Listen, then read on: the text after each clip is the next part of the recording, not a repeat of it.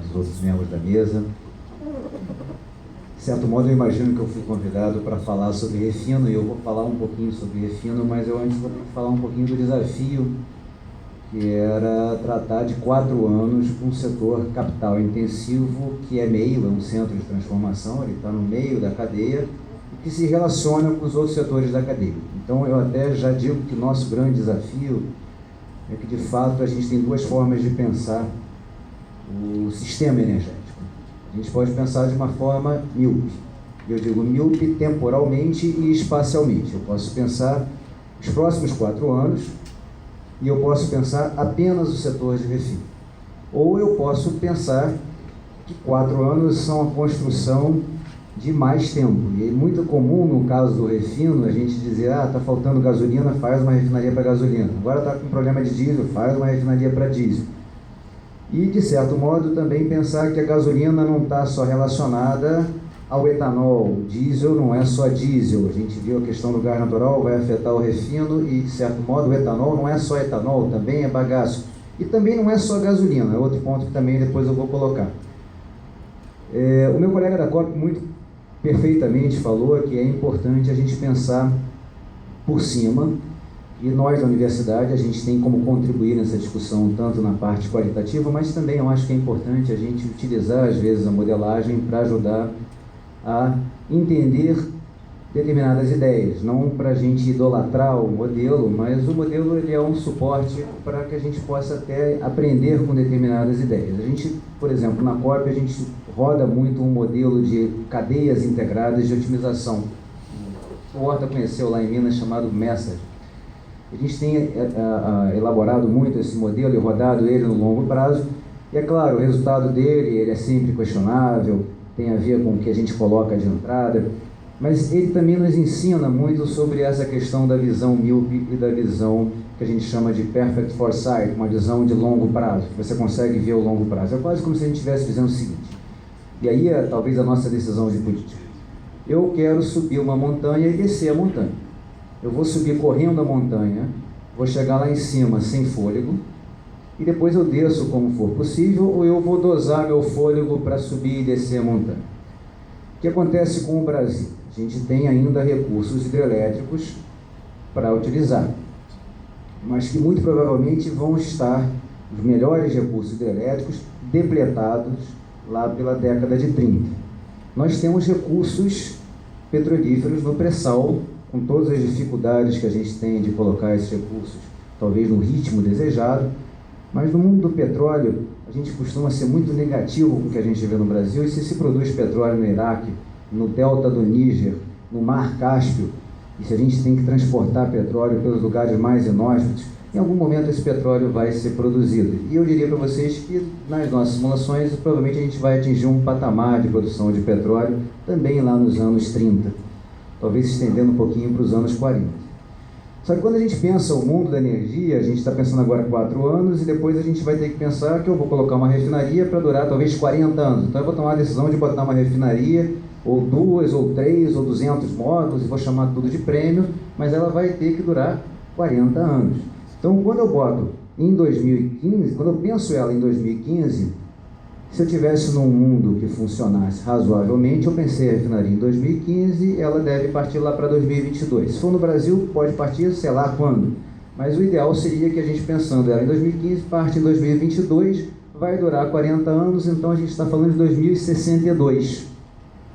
Então percebam que esse meu pensamento de uma visão de 4 anos implica uma distância até 2062, que significa que é o momento em que eu já desci a montanha, porque o meu patamar de petróleo está lá em 2030, 2040, muito provavelmente o mundo lá para 2050 vai estar vivendo de maneira um pouco mais dramática a questão climática e talvez tenha uma visão mais assertiva em relação a essa questão, e eu tenho que me imaginar tomando fôlego para subir essa montanha e descer essa montanha. Então eu acho que é importante, eu estou colocando um pouquinho para vocês o meu desafio, porque quando me colocaram a questão me foi colocado, e eu me coloquei a questão dos 4 anos, e eu concordo que é uma questão prática, e é a agenda desse governo, mas o que eu acho que a gente tem que pensar esses 4 anos como o conjunto de mais anos e decisões que vão afetar os outros anos e decisões que se interrelacionam entre si.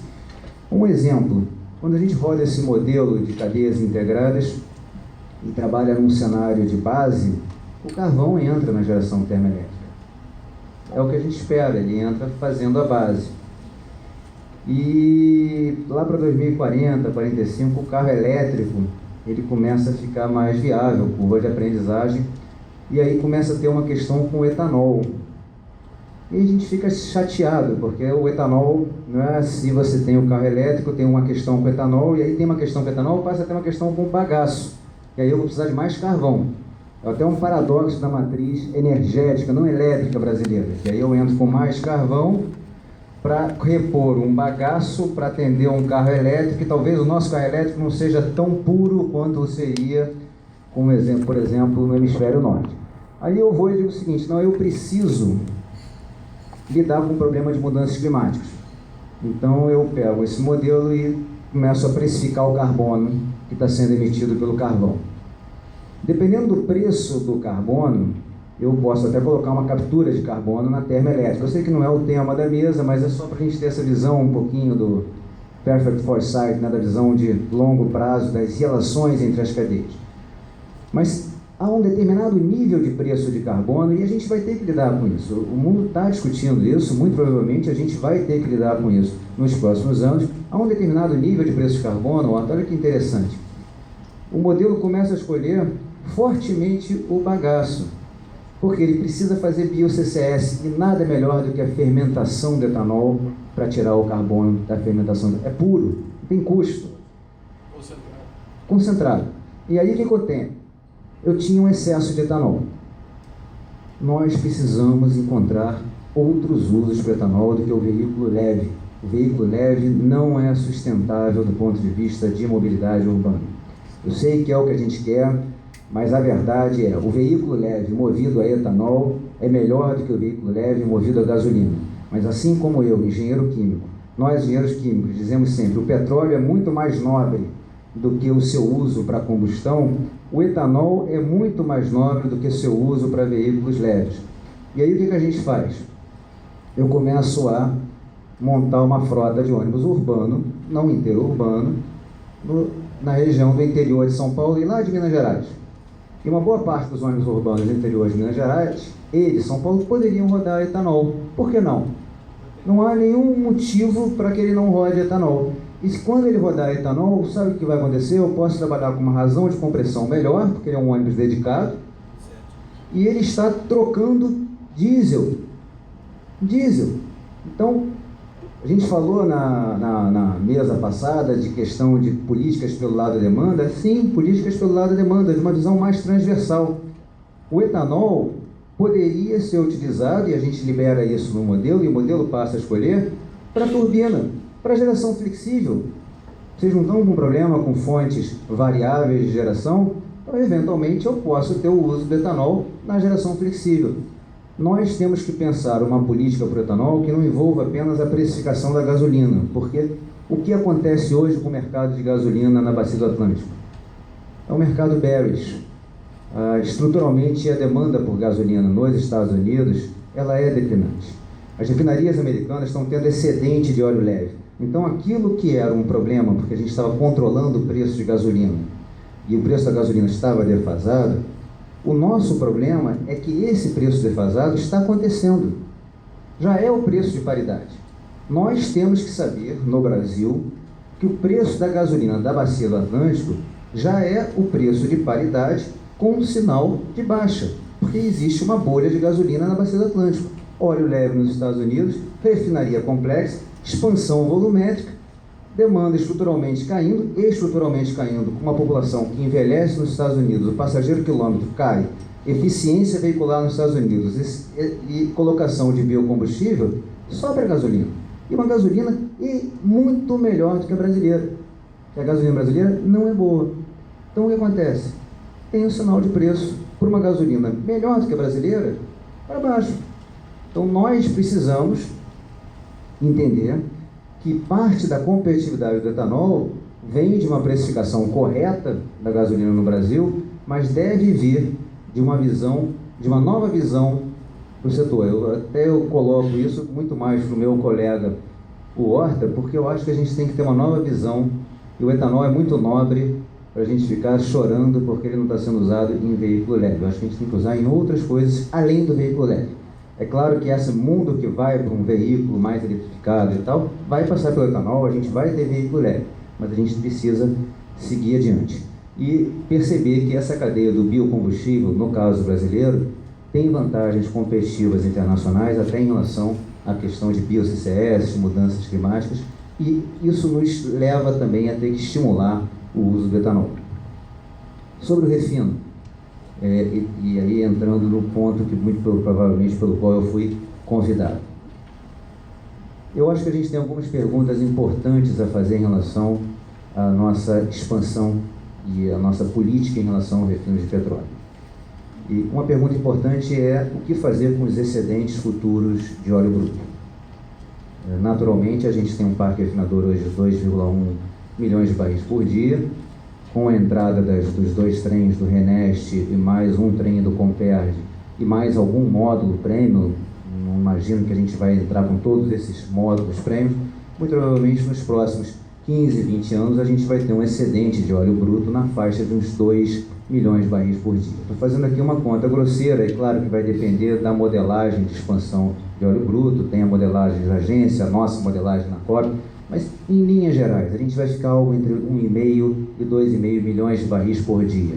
Não é pouco. O que a gente pode fazer? A gente pode pensar em diferentes lógicas. A gente pode, por exemplo, utilizar um óleo mediano no parque refinador brasileiro, e isso implicaria eu repensar o tipo de expansão que o Brasil se propôs a fazer, com refinarias mais caras, porque eu posso utilizar um óleo de melhor qualidade. E aí eu exportaria o pesado com desconto. Eu posso exportar o mediano com menos desconto e fazer uma refinaria mais cara, mas aí eu tenho que fazer o meu dever de casa, porque a refinaria mais complexa é mais cara, mas não é tão mais cara quanto ela está sendo no Brasil. Não pode ser desse valor. Não precisa ser que nem a China. De jeito nenhum. Não precisa fazer gasoduto em 2 anos para ligar a Sibéria com o Pacífico. Mas refinaria deveria se fazer em 4, 5 anos.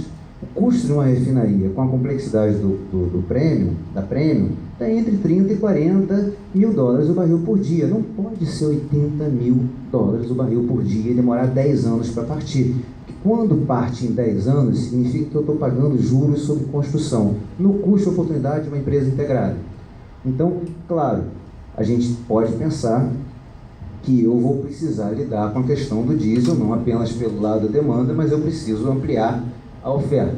E, em parte, ampliar a oferta significa eu fazer a expansão do refino. Muito provavelmente, o ideal é fazer uma expansão do refino pegando um óleo de pior qualidade, agregando valor a ele, e exportando o mediano. Mas mesmo assim é capaz de sobrar. E eu não acho que não faz sentido a gente também não pensar em adquirir alguma refinaria ex-situ para esse óleo. Eu sei, a gente está traumatizado com Pasadena, eu também estou. Todo mundo está, todo brasileiro está, e aí eu diria, o engenheiro químico está ao quadrado, ao cubo, e todos os meus alunos estão, e a gente fica triste, eu fico envergonhado, e eu me escondo, porque é isso, é a história do... Você falou da Copa do Mundo, é o 7-1, né? É o 7-1, e é um 7-1 que não termina, porque toda hora tem um novo gol, é pior do que 7-1, porque já está no 7-1 e continua levando gol, né? Os alemães não estão nos poupando nessa história, porque os alemães nos pouparam com 7-1 e a gente continua levando gol. Pasadena não é só refinaria, claro, quando eu falo de um refino ex-situ, eu estou falando aqui de um refino e de uma tancagem, e eu não estou falando de colocar 2 milhões de barris por dia de refino ex-situ.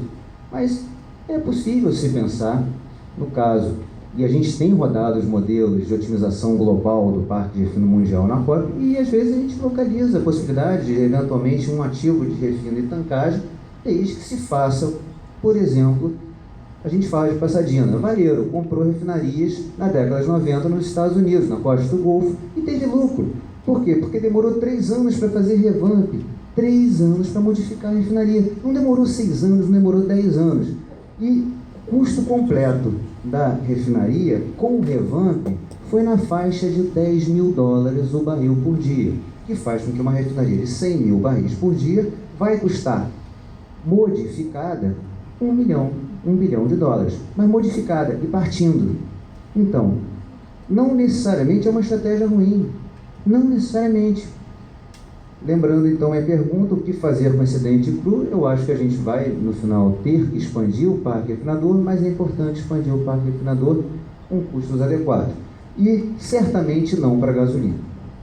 Essa discussão de expandir o parque refinador para a gasolina não faz sentido. Mas vai sair gasolina, porque é uma característica do petróleo, que ele é de uma refinaria que vai ter uma certa produção de gasolina, com preço sombra zero, porque é competitivo. Porque se eu faço uma refinaria para diesel, o preço sombra da gasolina é zero. Eu posso pensar em talvez ter um pouco mais de nafta, né, Zé Vitor, para petroquímica, ou talvez ter que utilizar a nafta para produzir mais hidrogênio. Agora, vai ter uma certa produção de gasolina. Nosso problema é como lidar, e aí coloca um pouco a questão do Felipe, como fazer essa expansão de forma adequada, de como ter os custos adequados dessa expansão. E a questão de pensar o que fazer com excedente cru, também colocando a possibilidade de refino exit. Uma outra questão que se coloca ao refino é o problema da flexibilidade do refino. O Horta até participou de uma tese de uma aluna minha que a gente discutia um pouco esse problema. O refino ele tem se imposto, né, tem sido imposto ao refino brasileiro como lidar com uma certa flexibilidade com que ele tem que ter, que é de vez em quando ter mais diesel, de vez em quando mais gasolina.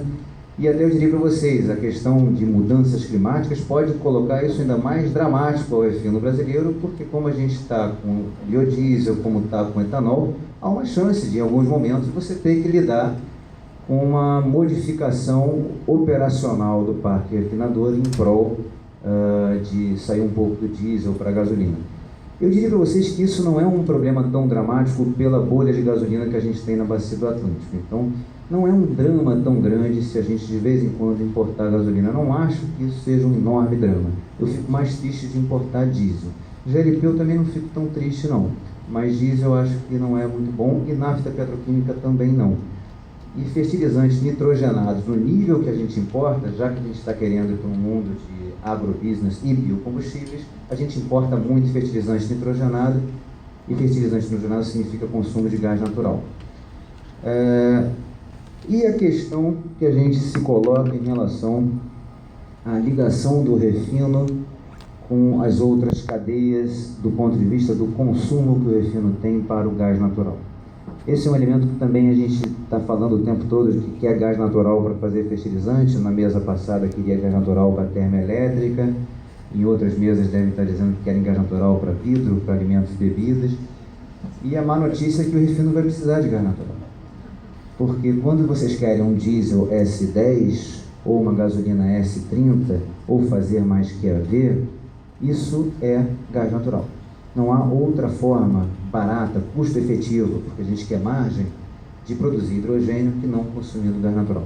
Quanto?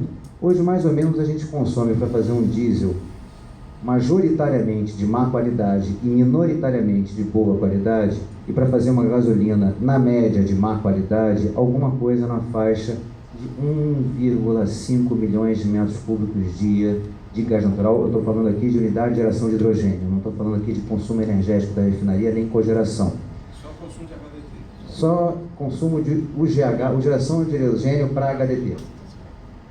E aí, quando eu começo a pensar que o Brasil, talvez daqui a 10 anos, vai querer ter um padrão de qualidade do seu diesel, equivalente a um padrão de qualidade da Europa Ocidental, ou talvez dos Estados Unidos, né? A gente pode imaginar que a gente vai ficar numa defasagem temporal de 10 anos, né? Uma década.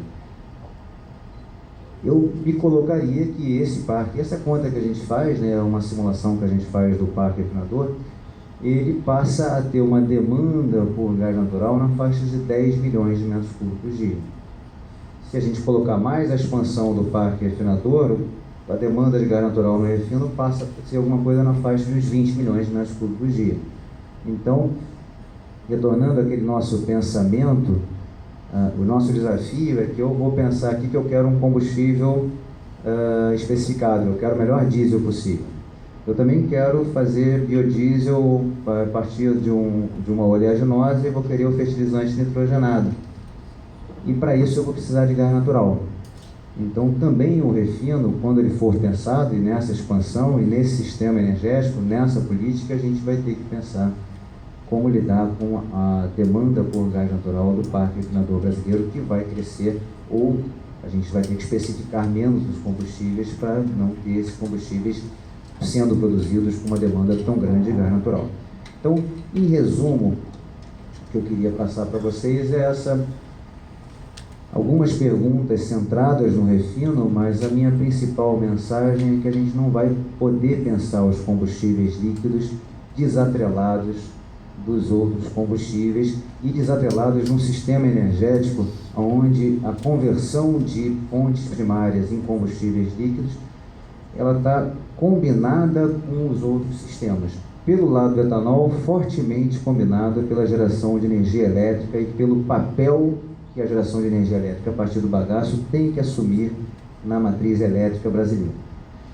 Pelo lado da gasolina, entender que a gente talvez possa lidar com uma importação de gasolina e o etanol vai ter que aprender a lidar com preços de gasolina mais baixos na Bacia do Atlântico. Eventualmente a gente vai ter que precificar um prêmio para o etanol pela vantagem ambiental dele, ou, o que eu preferiria, achar mercados mais nobres para o etanol. Eu gostaria que o etanol substituísse o diesel. E eu gostaria que a gente parasse de utilizar diesel em frota de veículos leves. Mas aí é uma agenda política para esse governo. É um outro contexto, né? A Europa também podia fazer isso, mas aí eu não estou falando da agenda para a Europa, mas refino mais desbalanceado e mais sofredor do mundo, nesse caso específico, a gente está um pouco melhor do que a Europa. Se vocês querem ficar felizes, pelo menos nesse caso a gente faz uma certa goleadinha para a Europa, porque o refino europeu sofre mais do que o nosso. E é por isso que a gente podia até pensar em comprar direito uma refinaria na Europa, se fosse o caso.